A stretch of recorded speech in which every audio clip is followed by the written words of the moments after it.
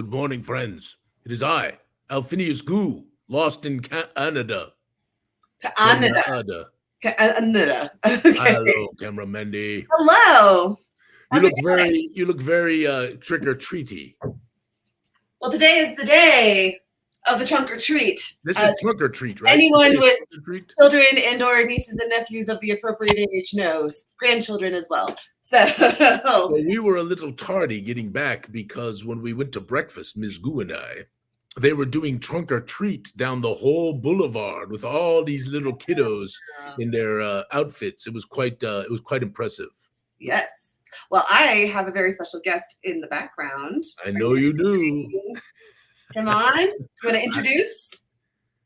You want to do it or you want me to? You introduce. Ah, it is our esteemed and amazing pleasure to introduce to you the acclaimed Sir Ed Greenwood. Aha. Hi. The esteemed. Hello, sir. How are you? I'm fine. It's great. I am seated here in one corner of the writing office, crammed with junk. I'm happy to reach out to you in the wider world. It is a much nicer background than Ms. Goo and I's totally unmade bed behind us. I wasn't going to call it out or anything, but I think we all thought it. So. No. That is not a bed. That is an epic journey. Thank you. It's an epic journey. Let's not talk too much about epic journeys. Well, listen. So last night we were making rather merry, Sir Ed and Ms. Goo and I. Yes, we had a couple of bottles of wine. So I got a phone call. I got a phone call from Alphinius. Hi, we're sitting here with Ed. We're several drinks deep at this point.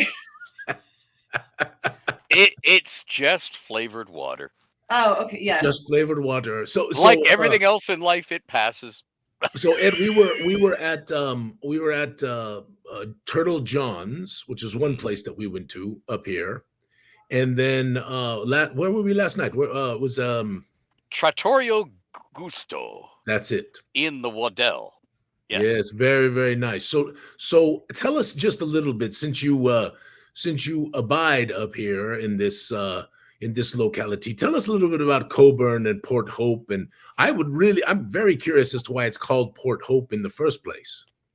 Ah, yes. Well, it was originally called Smith's Creek. Really? Well, okay. There were native names before that because it's the mouth of a river. It's the mouth of the river that has a salmon and trout run. It was important to them. And yeah, Port Hope, it's something to do with a hope for a new life in a new country. And there was once a logging railway running straight down to Tidewater there and straight up into the Haliburton Islands. So they could chop down every single effing tree and make the ships of the line of the British Navy. And then what they didn't do then, they cut down and used in the First and Second World War for trench posting and stuff, so that until it was all gone. But yeah, we know it mainly in the wider world today as the birthplace of radium. Yes. Mary Curie. Yes, we were fascinated by this last night. You were saying that there's lots of like that kind of dishware, right? All over. I remember you saying that. Did you see any, Kim? Or sorry, listen, you have to listen to this. So last night we were talking. So Ed, you have to repeat your story that you told us last night about what was going on and how people were just going around.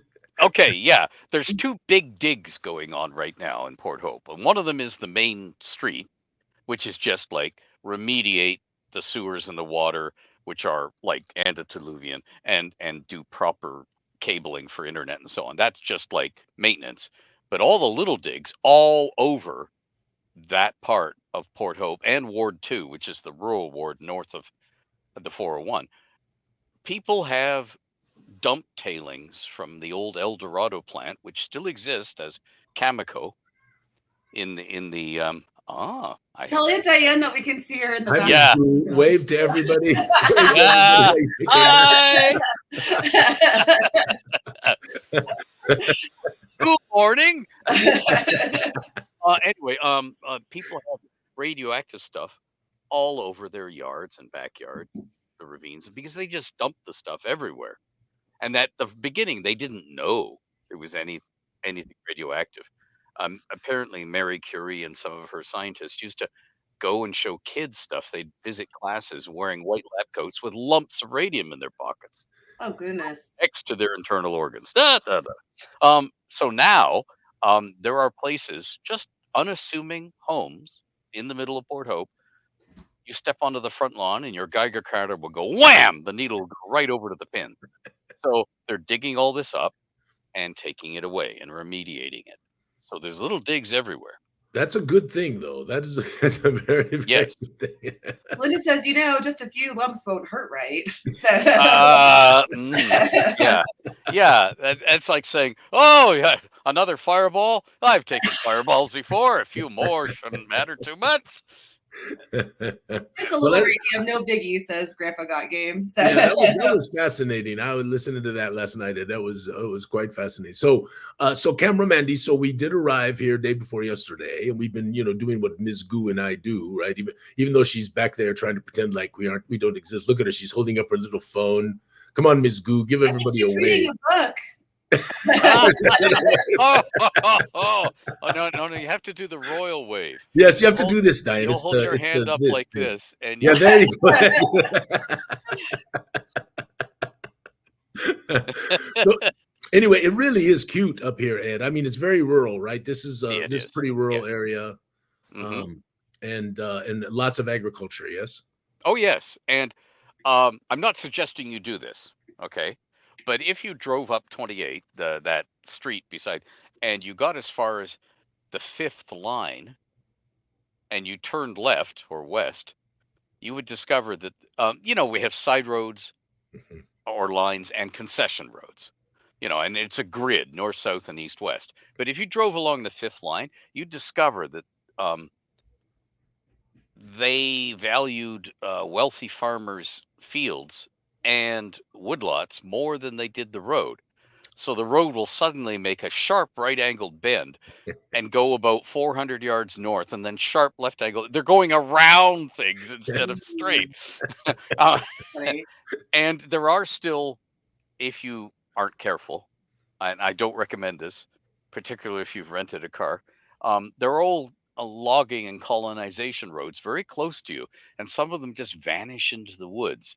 And your car will be covered with dust in a dry spell very quickly. You will have hair-raising encounters with guys in pickup trucks who are in a hurry to hide the bodies. Cue the spooky music. Yeah, and there's no room for the two of you to pass each other. And then you will discover the sort of bridges where somebody put 3 logs across a stream. Oh. Like if there's a scenic place I recommend to you called Shelter Valley. Okay. And if you drive up Shelter Valley and you turn onto King Street, and by the way, if you do that, you will be heading towards the house of a pair of artists, one of whom owns and drives a Model T Ford. Wow, very around nice. the street. Yeah, but King Street, to reach it, you cross Shelter Valley Creek on 3 logs with a deck, no railings, and it's 1 car wide. It looks like one of those wartime photographs where somebody is gingerly driving a Jeep over a temporary bridge, except we live with that all the time.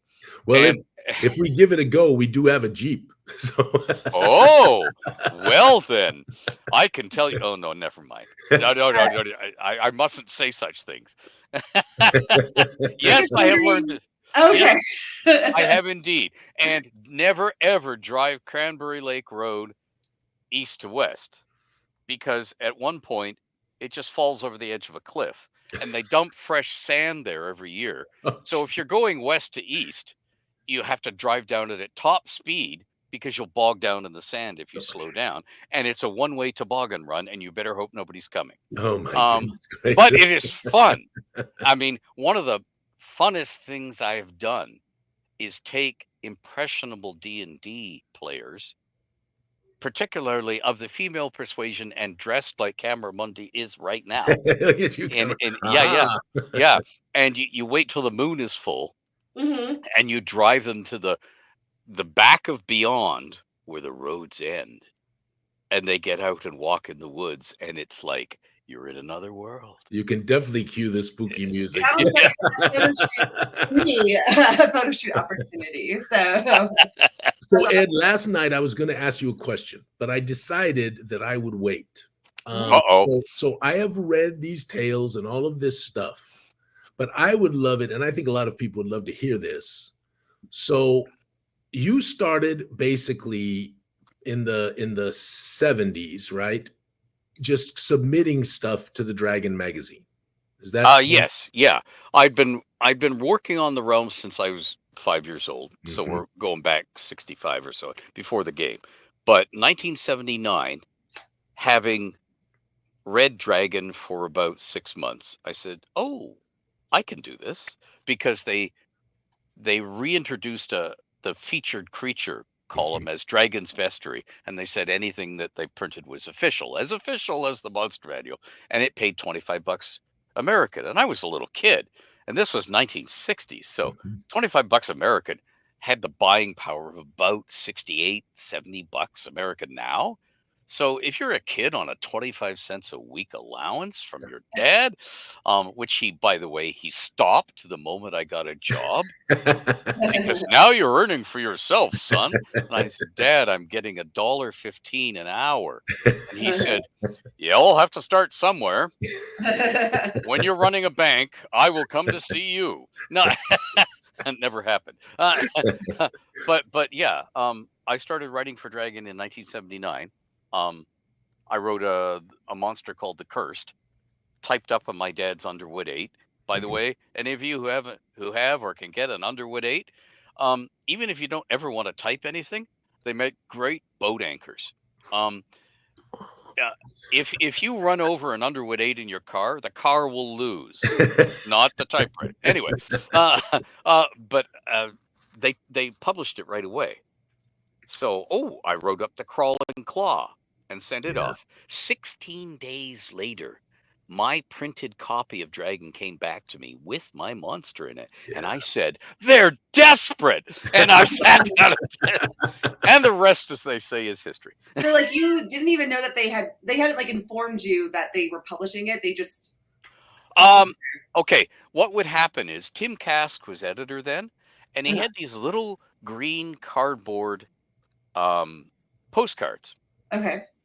What he did was just purchase, or TSR purchased, stacks of blank green postcard, and they're not coded stock, they're just cardboard. And he had a big ink stamp, like you go to the craft show and get an ink stamp, and it was repeating Celtic knotwork to form a frame, and he would just stamp it with that, and he would say, "Notes from the desk of the Dragon," and then put your address on it, and on the back he'd say, and another stamp would come down, and he'd check off the box that says, "We will publish your submission shortly," or "We have no use for your submission at this time." And if he really didn't like something, he would cross out "this time" and write "ever." Well, that's when somebody wrote an article. Keep these by any chance? Oh yeah, they're somewhere in the trailer outside. I have an 80-foot high cube and a 40-foot shipping sea cans in the yard, and they're in boxes in there. So don't ask me to produce them. Quickly. No, I'm not. I'm just curious. Like, that's awesome. Yeah. That's like I have the original. When you did a product for TSR as a freelancer, they had printed up these storyboard books that you with pictures of the pages, and you wrote on it where you wanted your illos and so on, and then you had an illo sheet and an art order. So I have all of those. Not the because I kept photocopies of everything, because Jeff Grubb told me flatly, anything you put into the hands of either Canada Post or FedEx, you will keep a copy, because we will lose the effing originals. So how many times were you published in the Dragon approximately before they actually came to you and said, "Tell us about this Forgotten Realms place"? So they came to me in '86. Jeff Red Dragon, like most of the staff designers did. 86, 79. I'd probably been published about 45 times. It's how do you count it? Because in issue 40, they decided to dump a whole lot of my monsters all at once onto the page rather than one a thingy. And they sort of clumped them. And it was rare for me to have more than 2 pieces in an issue. And they made me contributing editor because I was publishing so much stuff. And Kim Mohan, whose background was journalism locally in Wisconsin, not gaming. When you built a magazine in those days, probably still, you build it in signatures of 8 or 16 pages as the saws come down and cut the huge piece of paper at the mill. So if you get another 2 pages of ads, you add another signature. That's right. Of 8 or 16 pages. If you lose ads, you shrink the issue. But you need deployable articles sitting around that some idiot has written for you that you can just plug in. Because although I hate to say it, and gamers out here listening to this are not going to want to hear this, the articles are filler between the ads, yes, folks. They are. It's a sad state of affairs. Yeah, that's the truth. Yeah, and if they had a piece of cover art that they wanted to build an issue around, or they had a theme for that issue, like Gamma World or Halloween Spooky, or every April it was April Fool's issue, whatever. It was really nice for Kim to have somebody he could write. He could tell somebody else to write to assignment, like journalism, so he'd have something to go with. I mean, I did have phone calls at the public library I was working at in Don Mills, where, hey Ed, Kim, the courier will arrive at your desk shortly with a piece of art. We don't need it back. It's just a color photocopy, but we do need an article to go with it. Put it in FedEx tomorrow. Oh, jeez. This was before the internet. And the moment the internet came along, holy crap, can I have it in 3 hours? Yeah, can I have it in 3 hours? That's right. And of course, in those days, to make them, right, you had to use these things called paste up boards, right? So you had to typeset, and then everything got pasted up on the boards, and you took pictures of them, and that's how you made plates for the presses and all of that kind of stuff. It's very, very different than how we work today, which is, we had a waxer. Yes. We had rollers, and we used X-Acto knives, and there were X-Acto knife fights at 3 in the morning. An X-Acto knife hurled the length of a room can embed itself quite nicely into a cork board. Don't try this at home. Oh yeah, they are fun to throw. I cannot disagree with that. Okay, so it's 86, and what happens? How do they come to you? What do they say? Oh, okay. So I get a phone call. I'm running the desk. Okay, I'm working in a tiny community branch library, and it was an architect award design library, which means it was all one big open room except the 2 washrooms downstairs. So it's all one big open room, and there's one desk to rule them all. And that's the check-in and check-out desk. And I'm sitting there, and the phone rings. So I pick it up. I say, "Good afternoon, Brookbanks Public Library. Can I help you?" I'm looking for Ed Greenwood. "You have found him. How can I help you?" "Ed, you don't know me, but my name's Jeff Grubb." "Oh yeah, Jeff, I've seen your name. Good. I'm calling from TSR. I have a question for you. Do you have a complete detailed world at home? Or do you just make it up for each as you go along?" And I said, "Yes, and yes." And he goes, "Do you have a piece of pencil and a piece of paper?" And I said, "Yes, Jeff, it's a public library. I have pencil and paper right here." And he goes, "Good. Take down this number. This is my boss's phone number, Mike Dobson. Wait until after 5 o'clock Central, which is 6 p.m. your time. Phone him.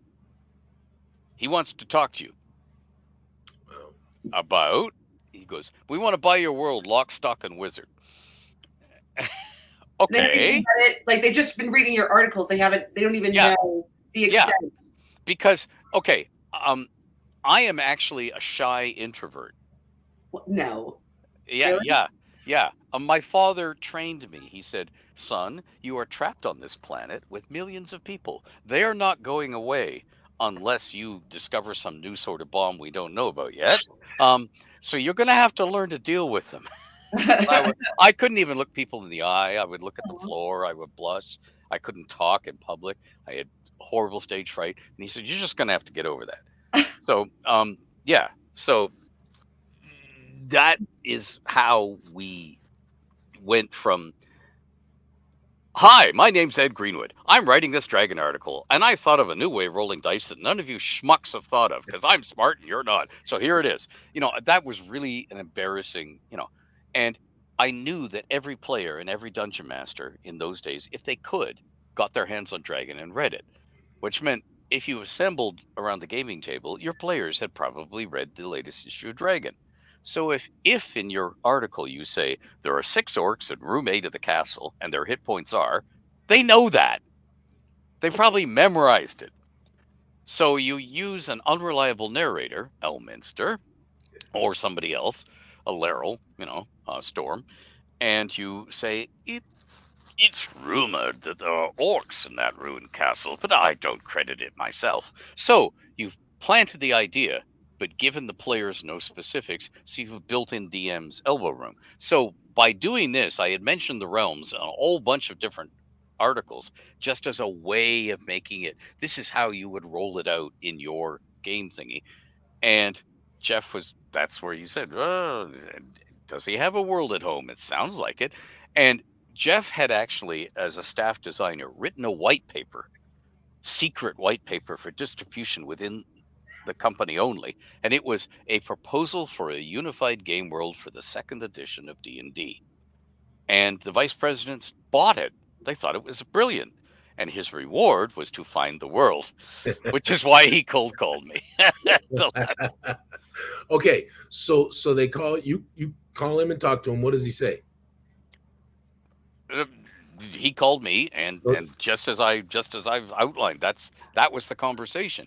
And okay, so he basically walks you through the whole thing, says we want to buy your world, blah blah blah. So it reiterates what Jeff had said. Yeah, well, Mike Dobson said, "Oh yeah, hi, we want to buy your world." I said, "Good, yes." And he goes, "Don't you want to hear how much?" And I said, "Nope, I don't care," because I was a little kid. Yeah. And all my maps were either black Staedtler pen and ink, or they were colored. And the colored ones, you could see my pencil crayon strokes, particularly in the seas. And I wanted a company who could print gorgeous color maps. That's all I wanted out of it. So, you're like, just make me artwork.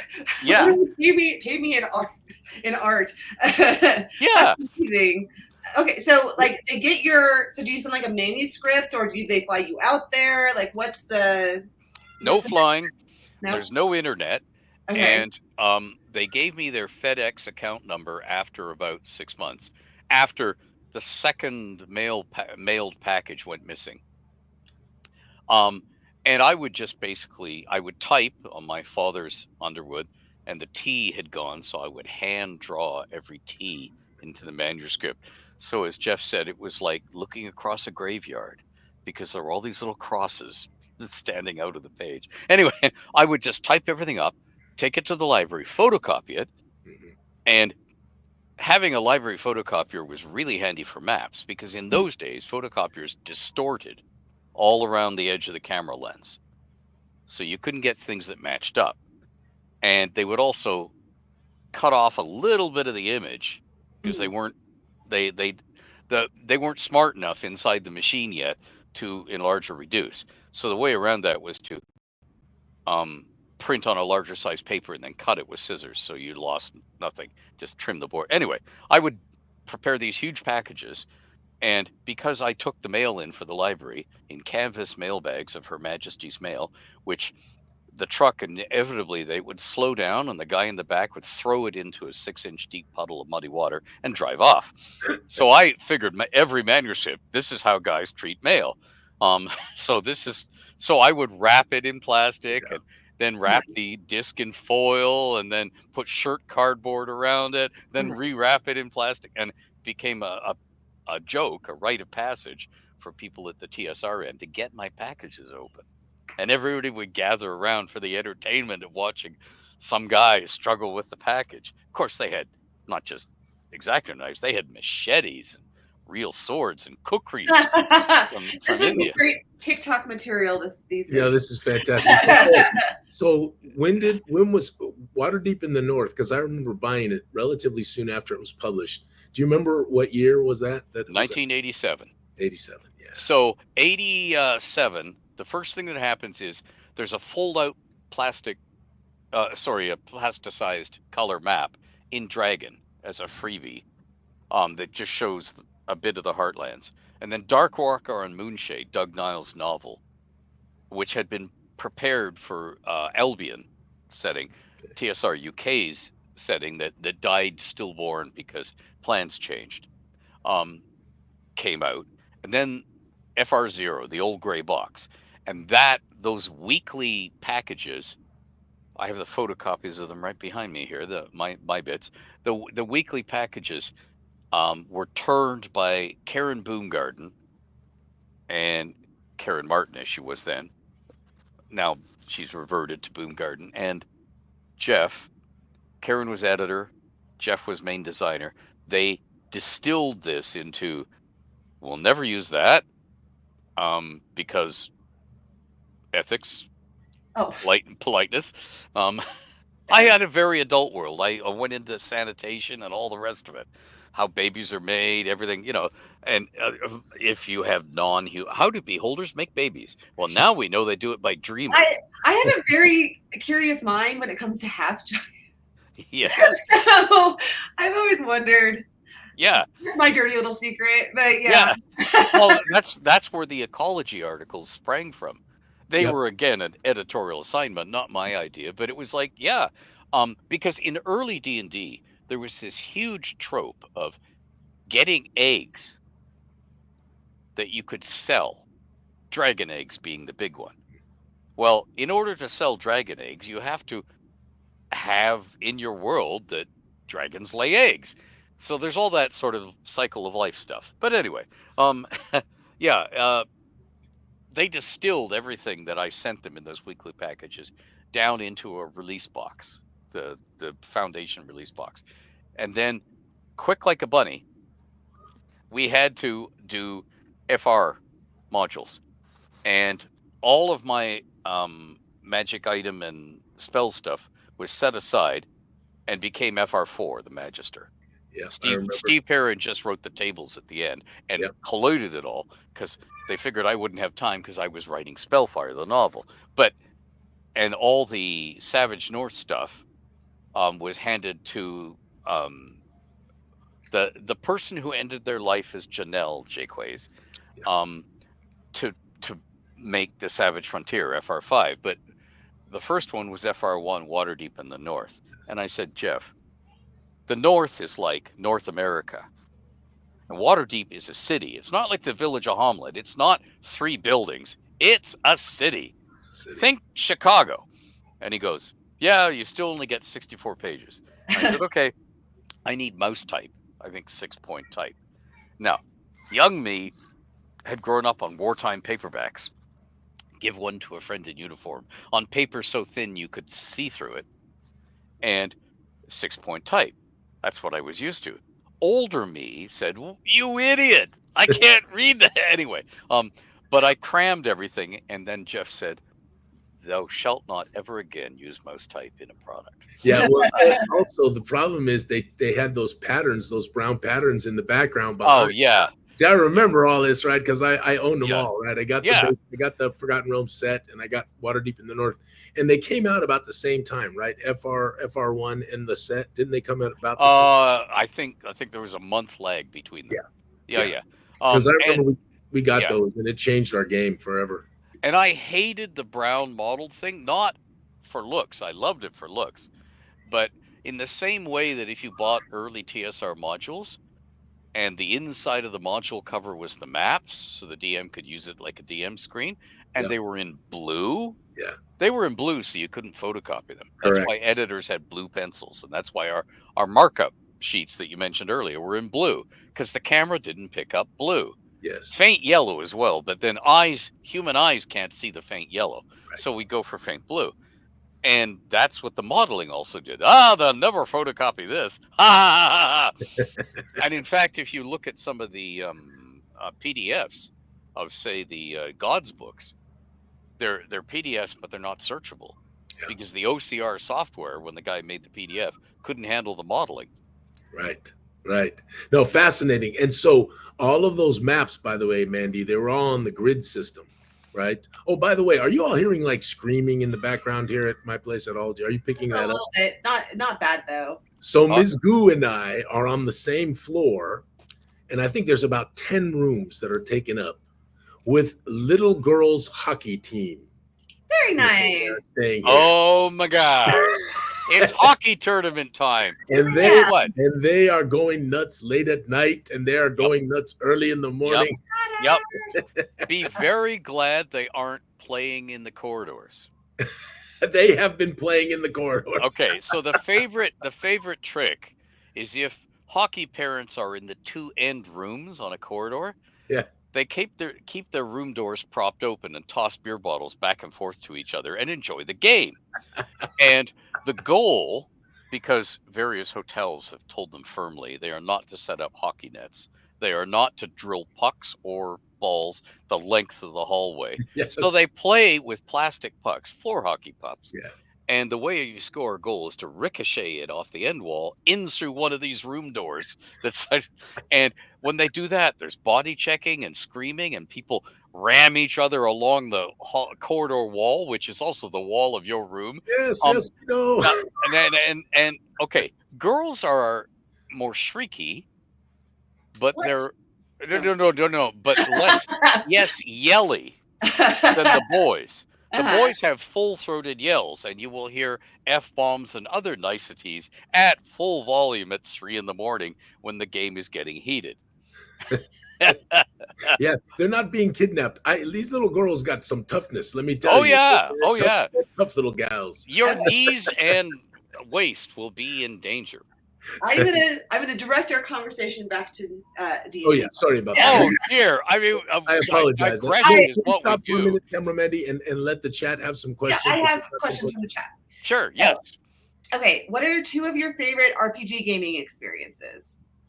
Oh boy, the one I always tell is the one from a Milwaukee era Gen Con, where a very shy, very bright young lady attended her first con with her two helicopter parents, and the father got distracted by all the stuff you could buy and wandered off to empty his wallet and load his car with cool stuff.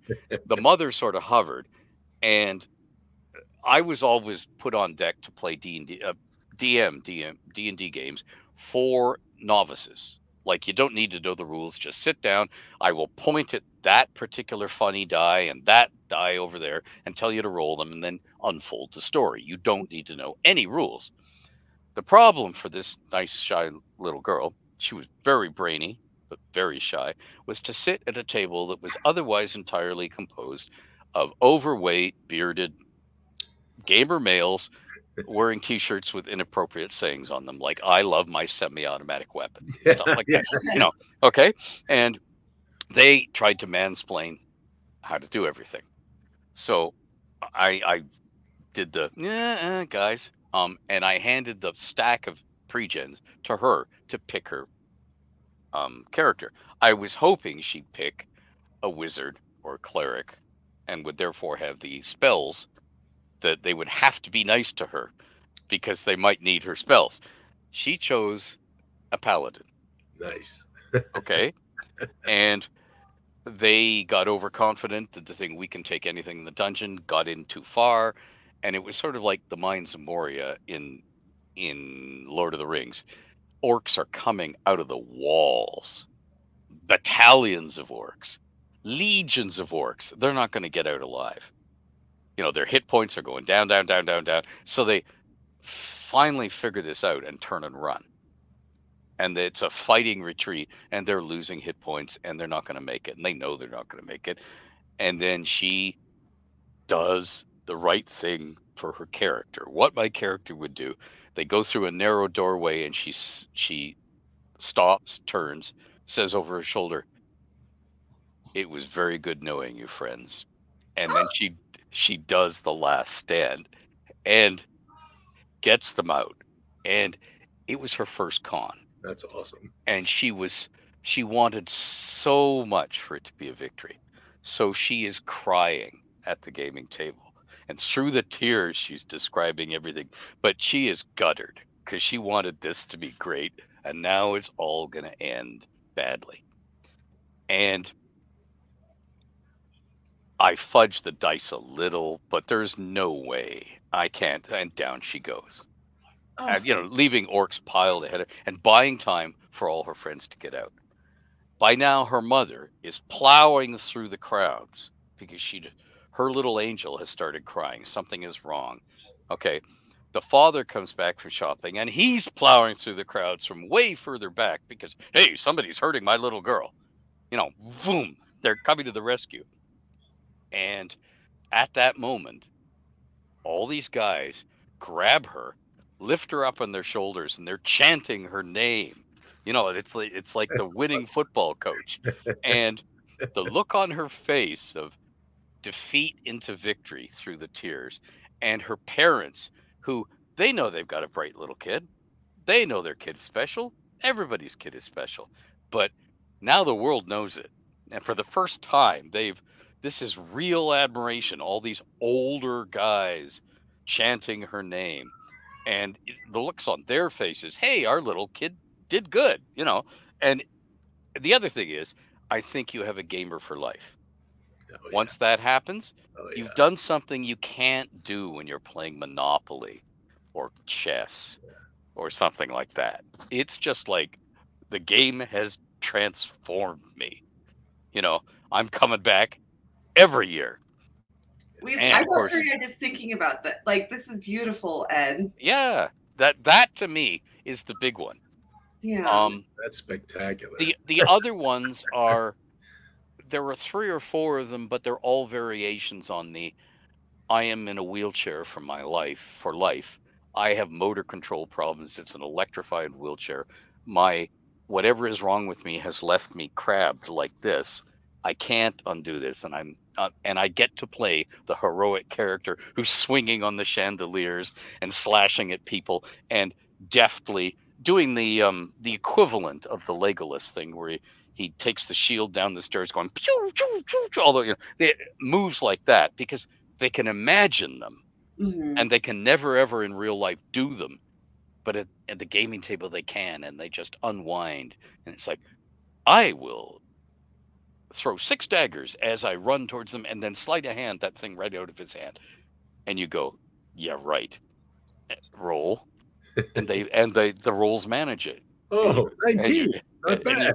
You go, son of a bitch, and you describe it, and they go, yes, because they can't do it in real life, but they can do it in their heads, and everybody saw it. Everybody saw them be agile and heroic and do the thing.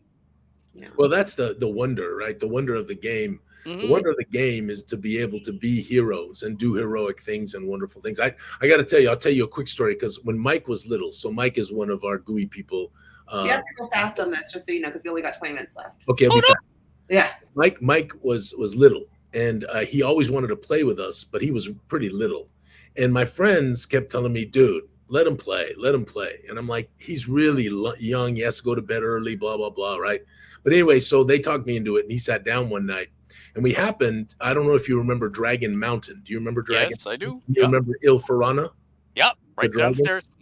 Yep. So they just happened to be that night that they were going to fight Il Farana. And so I do this thing around the table where I go, declarations. What do you do? Right. And so I went to my friend on my right. I do this. And my friend, another, I do this, and I do this, and I do this. It came all the way around, and it got to Mike. Now you have to remember, in those days when you played computer games, you just didn't hit a button to maintain your position in the game or whatever it was. You had to go through some steps. In this case, he looked around the table. He looked at me. He goes, "I hit file, save." And so he was saving the game before we attacked Il Verana. That was it. He played with us from that point forward. Well, yeah, but you always should let young kids to the table. I remember Luke Gygax as a little kid, whom his father was gleefully torturing, not in a horrible way, but everything experimental was tried out on Luke, playing Melf and other characters. And now look at him, this big strapping guy who's like bigger than doorways. And he's huge. Well, so real quick, so we're go ahead, man. You had a question or two? Go ahead. I have lots of questions queued up. Go. We'll go fast. Okay. I was gonna say, speaking of computer games, one of the questions was, how do you feel about the Baldur's Gate PC games? Have you played? I love it. You do? I love it. For all of the warts and all of the things that were changed from the realms, at last we have a computer game in which you don't meet people just to kill them. Yes. You can romance them. I mean, you can do lots of things with them. The point is, for the first time, it feels real in that you can do other things than just, I am going through this like an obstacle course. Kill the boss, kill the guards, kill the big boss, kill the guard. You could do something else. So for that alone, yes. Yeah, we love Baldur's Gate. Yeah, me too. What is a piece of Forgotten Realms that is not super important to the lore, but is a special gem that you treasure? I would say, because not important to the lore yet, because we've barely gone there, the headwaters of the Unicorn Run in the High Forest is one of the most beautiful places in the realms. There's moss all over the banks of this crystal clear trickling stream. Unicorns live there, and it is beautiful old growth forest. So if you can imagine the old growth of the east, the Appalachians or Appalachia, not redwoods, but I mean forest giants, not cut down. Before North America lost all its chestnut trees, and before Dutch elm disease, and all that stuff. That's the sort of thing. And it's a beautiful place where people go for sort of heal your soul. The Unicorn Run, I know it well. Yes, I ran all over the realms. I mean, it's for so many years, and it was such a joy, right? Of course, we saw the Twisted Tower in the Dale Lands, right? And we traveled our way to Waterdeep more than once, and it was magnificent for so many years. It has to be, because D&D is a game that so often resorts to violence. Yes. So we're having wars, we're having fights. The rest of the world also has to be a lovely place that is nicer than our real world, and you want to go spend time there. Anyway, I'll shut up because the questions don't get any shorter while I'm burbling. Yeah. Okay. What is your favorite thing to do outside gaming and fiction? The favorite thing? Yeah. Meet friends and game with them. After that, okay, if I leave gaming aside, I like to sit quietly and read books. That's great. And that's where a lot of this stuff comes from, I think. Do you have any humorous examples of like fans pointing out inconsistencies or anything like that in the realms? Oh, sure. There are tons of them. And in fact, two of our realms lore lords, Eric Boyd and George Grashos, have made entire writing careers in the realms. I don't mean that this is what they do for a living. They both have real jobs that earn lots of money. But they have made careers of explaining away inconsistencies. The most hilarious one from the early realms was the three fates of Allosair Nicasia, the younger princess of Cormyr, who was kidnapped by the fire knives and then went Patty Hearst, in one thing, because there was a computer game, and then they turned the computer game into a written module, Curse of the Azure Bonds, and she had a different fate in there. And then Jeff Grubb had a third fate for her, which Jim Lauder picked up and wrote a novel, Crusade, about. So there's three fates of Allosair Nicasia. And I joked that she had body doubles, stunt doubles, right? to do all these things. And of course, we did that in the realms with Manchun. Manchun had his clone spells. And at one point, all the clones got awakened. So there were like 20, 30, 40 Manchuns running around, all gunning for each other. And as Richard Lee Byers joked, in my father's house, there are many Manchuns. That's great. Okay. Sorry, I got a few more. I'm gonna keep going for a little bit, and then we do need to like devote some time to talking about what we're doing with you for Gooey Cube. How does it feel to have your brainchild, the Forgotten Realms, be such an influential setting? And do you have advice for Gooey Cube about our own world of Zyathé? It feels great. It brought me friends all over the world and getting to see them all over the world. It is touching how much it has made a difference it's made to people's lives. The one funny story I tell is a eminent lawyer in Toronto has his first child, bundle of joy, female, and he cold calls me at the library, because they all could find me at the library, and said, my wife and I are thinking of naming her Illustrial. Where did this name come from? Because we can't find any record of it before the realms. And I said, yeah, I made it up. and okay, what does it mean? And I thought, okay, he is not going to want to hear that I took the word lust and put a female on the prefix and suffix. So I'll BS for a few minutes and tell him something nice. Illustrious. Yeah. Anyway, so there's that. Now, my advice to Gooey Cube is treat the world like a real place. I don't mean you go nuts and think it's really real, but if you treat it as real, so the food has to come from somewhere, the poop has to go somewhere. Trade flows. And the flows of trade are the lifeblood of the realms, and that's your spur for wars and conflicts. Oh, I want to grab all the grain from this because our people are starving.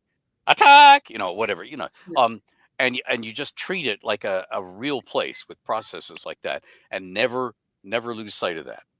And I'll do timelines and back.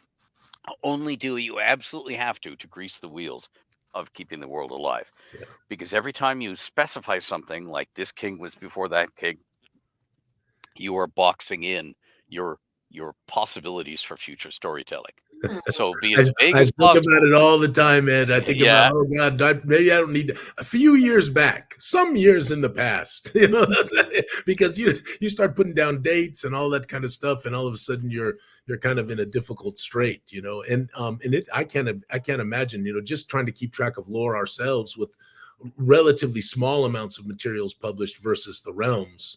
It's just it's. Well, we manage inconsistencies. I remember we have one portraited character that's in 3 different adventures, and so we were like, okay, yeah. So they changed their identity. I don't know, but it kind of gives people a chance to also fill in the blanks for you, which I think helps spurs creativity, imagination.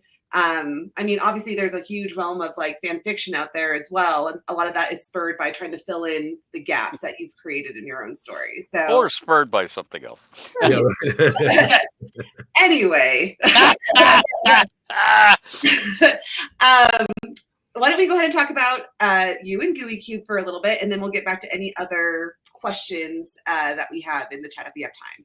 So I'll just interlude that or prelude that. So we obviously, Ed, we were working with Luke, and Luke, you graciously said you'd like to do a little fun thing with us that we're calling. I'll let you talk about it a little bit, but we're working with a couple of folks in our community. Patrick, in particular, is going to be helping lead the charge in writing this, because that's what we try to do, Ed. We try to give our friends opportunities to be published if they've never been.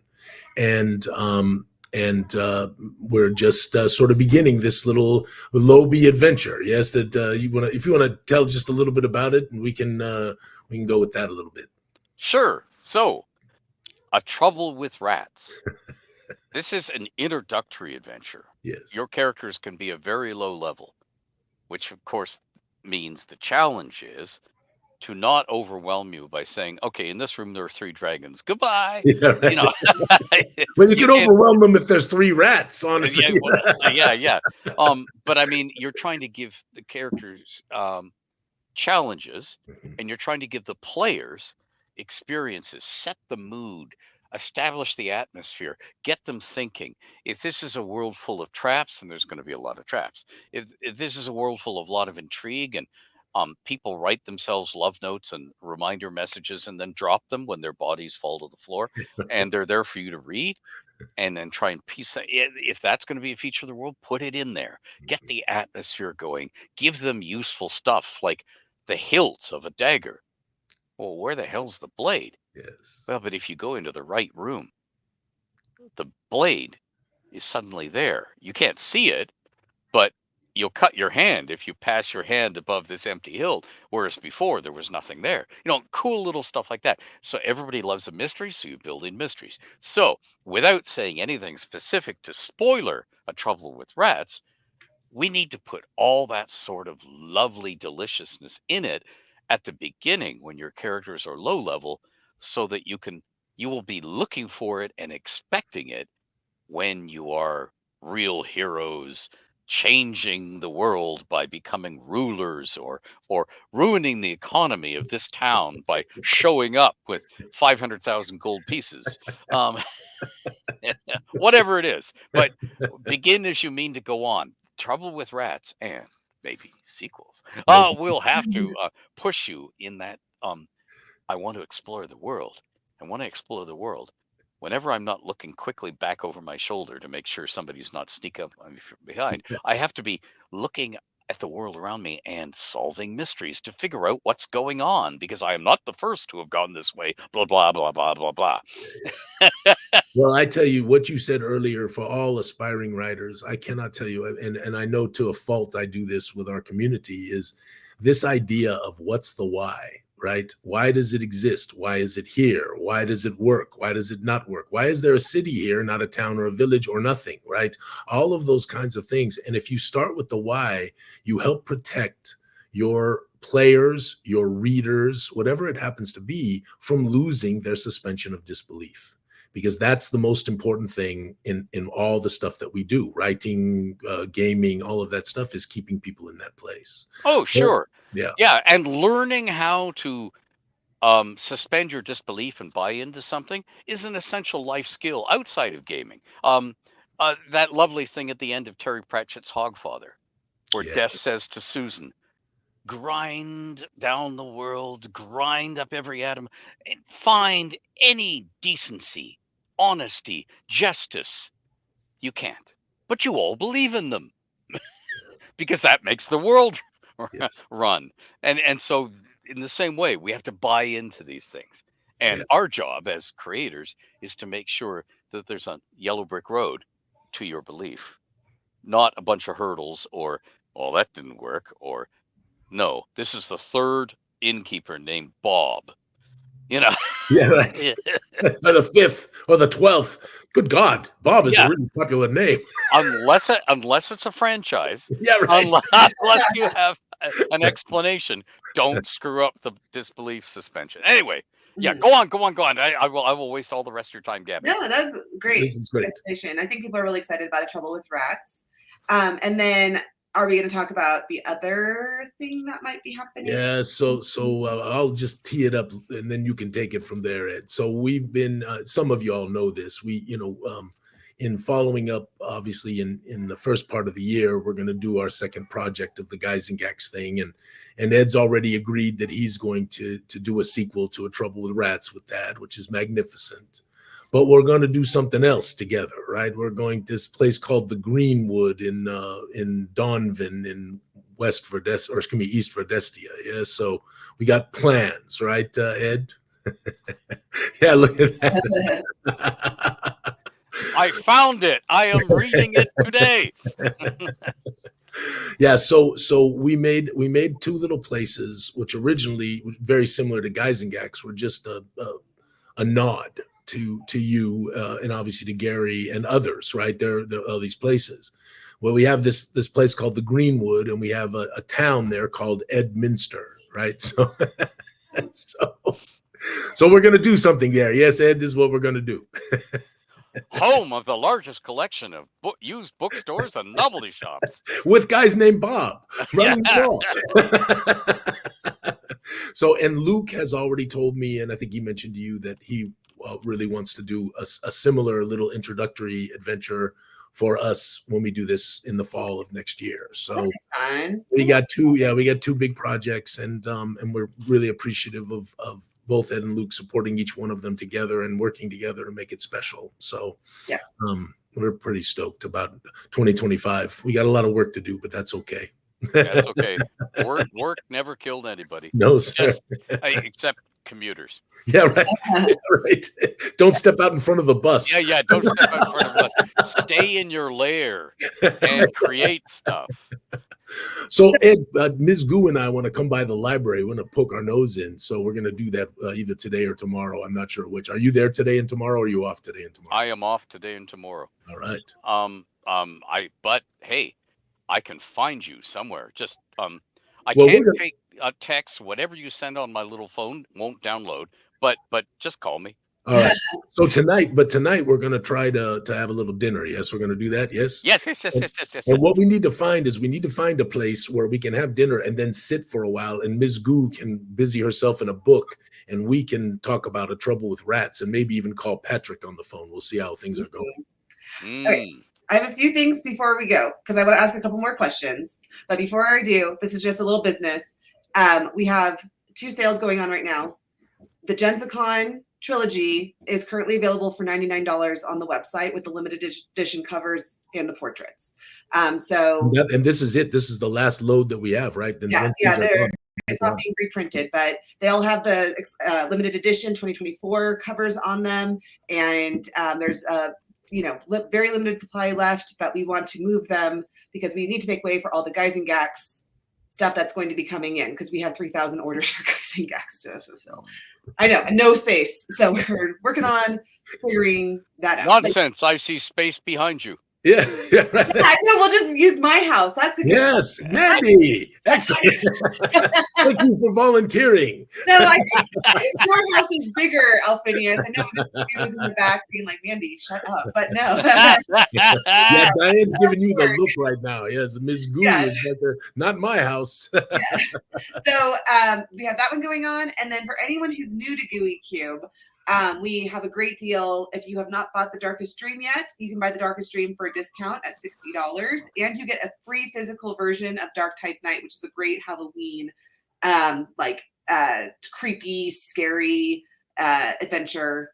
Haunted treehouse. In a haunted treehouse. You don't see one of those every day. So those 2 things are going on. Check your email from yesterday, and I'll send out another one before the sale ends on Halloween. So.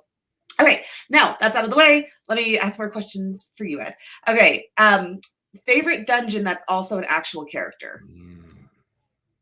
Favorite dungeon that's a character or contains an actual character, or. Well, they said dungeon that was a character. So Undermountain. Undermountain is sentient, thanks to Helaster. Yes. So it is both a character and a dungeon, and it's endless. So it would be my favorite. Nice. The one that is the most fun, because it's sort of like the haunted treehouse. The favorite hideout would be the haunted halls of Evening Star. Yeah, that honestly, some of our greatest game memories are around the haunted halls. We had a series about 3 or 4 nights where we played the haunted halls that were it was fantastic.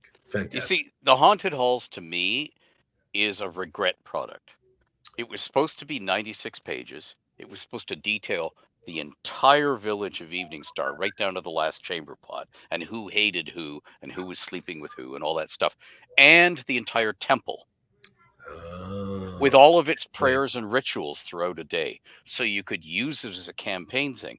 And there was 3 times as much as the haunted halls in it, and then they chopped it to 32 pages, did a new monster format, so that each monster had to be a full page, and said, by the way, the last page has to be an RPGA advertisement. So you're really dealing with about 27 pages. Yeah, and I screamed, but everybody had left for vacation, so Zeb Cook was left in charge of everything. And I managed to browbeat him over the phone to get them to drop the RPGA ad. And then, so I got 1 page back. But I had to chop the liver out of the thing. Yeah. That was supposed to be a campaign module.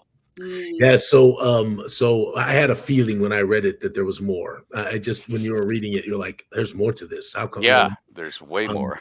Of course, Mandy, this is why I am not so good about being good about page counts, because of the contentual stuff. I've moved on. Are we gonna sing? Are we gonna sing "Happy Birthday" to sing "Happy Birthday"? That's actually a copyrightable song, so we can't actually sing "Happy Birthday." Oh, okay. But we can say "Happy Birthday" to F6oli. I don't know if I'm saying that right, but happy birthday to you. Happy birthday to you. You're another year older. What you gonna do? Okay, happy birthday. Okay. You're the one. There is no other song. Here's your name there, you funky mother. Okay. Listen, it's not every day that you get a little hip hop from both Alphinius and Ed Greenwood. That doesn't happen very often. And you'll never get any from me because I'm not good at improv. Okay. Okay. Well, then it just means you have to plan it. Yes, you must plan ahead. I'll write it. Yeah, and read it next week if I remember. Okay. Last question. I will be your stunt double. Okay, sounds good. You have a time. Yeah. You'll be my hype man. So, would you? Okay, I don't know what this question means, so you'll have to tell me. Would you write another 3 Wizards article for Gooey Cube using Alphinius Goo? So, what are the 3 Wizards? Okay, so in Dragon, the Wizards 3 were an editorial assignment to keep attention on the TSR worlds that weren't being published. Greyhawk's World of Orth, and Kryn for Dragonlance, by having Elminster show up in my study in the real world, and I would hide in a suit of armor, and the other 2 wizards would arrive, and they'd eat everything in my larder, drink everything in my drink cellar, and they'd talk about spells and magic items and who is killing who. And transforming who into a Dracolich or whatever, and I would write an article with the results. And there were 5 or 6 of these that got published over great, and they were a fan favorite. I would love to do them again. I obviously can't do them with the TSR thingies without their permission, and they're not publishing fiction, and that's sort of fiction. But yeah, I would happily do it in the GUI setting. Well, we've got Rondral the Bard, but we'll have to talk about something when we're talking about this Greenwood and all of that stuff that's going to happen up there, because I've got a few things I want to toss at you and see what you think. And the community's been throwing stuff at me already, and so there's already people who are excited about it. So we'll see what we will see. That's great, because I've been jotting down ideas and I got a huge file of them here, but I can't throw any of them at you until I know what you see this area as and what you want to do. Because when you're adding something to an established setting, it's sort of like if the established setting is the buffet, you walk along the buffet and say, oh, 6 pumpkin pies, 14 meatloaves. I guess they don't need another pumpkin pie or meatloaf. What can I add to this buffet for gamers? So, yeah. Today will be our first foray, along with talking about a trouble with rats. So we will begin the foray of both of those things. So I'm very excited to see what you guys come up with. It is past our time. It is 11:05, and I have to go trunk or treat with the twins. So it's very easy. You just drill holes in the trunk. Oh, everybody is and bring them home for later. That's how I need my road kit, is what you're telling me. So well, I'd come in through the door and I'd open the trunk and let the lady up out of the trunk. I'd say, "Dad, can I keep her? I found her. Can I keep her?" Say, no, son. That's not how it works. That's not happening. Oh my goodness. Well, this was great. Thank you so much for joining us today, Ed. And thank you. It was great fun. Yeah. So we'll I'll give you a call in a little bit, and we'll go. But figure out someplace where we can be kind of leisurely at dinner. I'm trying to figure out a place. The cool one sort of got taken from us, but maybe the Oasis. I don't know. I will. And maybe, and if a pub would be fine too, where we can just get a back corner somewhere and be comfy, and just have some room to be able to chat for a while and not have them looking at us like, get the heck out of here, all that kind of stuff too. If we don't mind background noise, as in not a lot of privacy, the goose is good for that. The thirsty goose. The thirsty goose. So anyone who's located in the area, go to either the Goose or the Oasis tonight, and you may find two older gentlemen in a dark corner. And hopefully Diane gets, there, because there's drink to be drunk while yes, we're talking. We give us the wave, Diane. I might have told Mr. Ed about the limoncello incident. The limoncello incident. Before we started the stream. So anyway. So does this place have to serve limoncello? No, it's okay. But I'm sure they'll figure it out. Yes. Okay, well, thank you so much for joining us. I love talking with you always, Ed. You're fantastic, and we're so excited to have you as part of this world. So thank you. Fun. Yeah, I'm excited to be here. I love you guys. I love working with you guys. This is going to be great. Yeah, good. Thank you, friends, for joining us so much, for hanging out with us on Saturday mornings. And Camera Mandy, go have yourself a wonderful time with the little girls. And yeah, take some pictures. We got to do that. And then I really wanted to take pictures. Ed, I couldn't believe the boulevard. By the way, the little hockey girls are knocking on our door now. They're out there knocking on our door. They've heard you talking, and they want to be in pictures. And Camera Mundi. Yes. Fly, my pretties, fly! Okay, sounds good. All right, my friends. Bye-bye now.